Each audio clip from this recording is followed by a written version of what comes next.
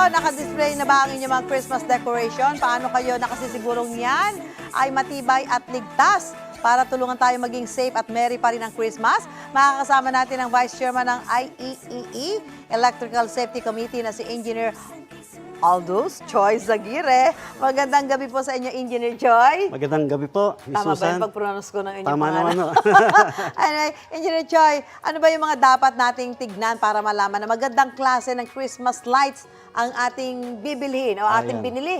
Tama-tama po yung tanong nyo. Oo. Kasi panahon na ng taglamig. Oo, at display yan eh. Ang unang-una po, when you go to Sa sa mga mga mall. bilihan, Oo. sa mga mall, tignan nyo yung packaging. Packaging. Ano ba titignan sa packaging? Sa packaging, makikita ho ninyo dun yung mga label. Oh.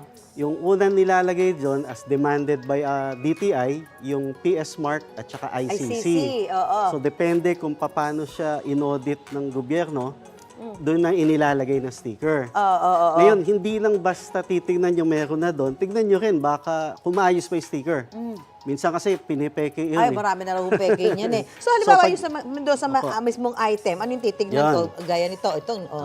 Pag nakita nyo na ngayon yun, titignan nyo kung maayos ba man yung pagkakagawa. Okay. Okay, Oh. yung pakiramdam nyo, maganda yung insulation niya, yung wire, yung kapal, yung nipis, gano'n.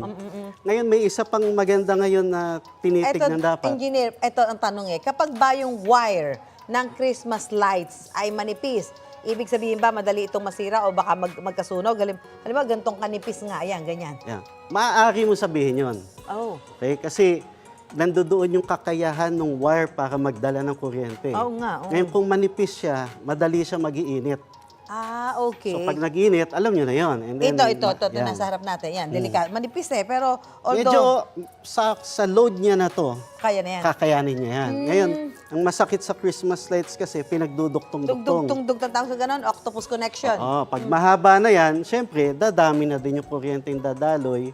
Kung so manipis, mag-iinit. Hindi advisable yun.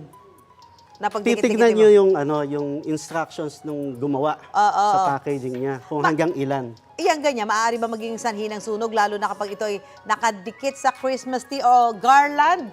Tulad ng narito, tapos nilagyan mo ng mga Christmas lights pa. Siyempre, didikit yan dyan, engineer. Oo, mangyayari yun. Kasi kadalasan plastic to, Plastic ito tutunawin niya, Oh. liliyab niya. Minsan may papel pa, Okay. liliyab na rin So, siya. importante, ilalagay mo ditong Christmas lights. Tiyakin mo na safe dahil baka pagmulan pa ng sunog yan. Yes. Naku, Saka kailangan medyo may ventilation para may cooling ventilation. yung ano naman. O saka daw hindi magdamag na naka-open yan, di ba? Opo. Anyway, maraming salamat po, Engineer Choi. Mapausaping kalusugan, isyong pantahanan, at kahit kwentong pambata at kalalakihan. Hindi ko palalampasin yan, Engineer. Kay Susan tayo! Susan tayo!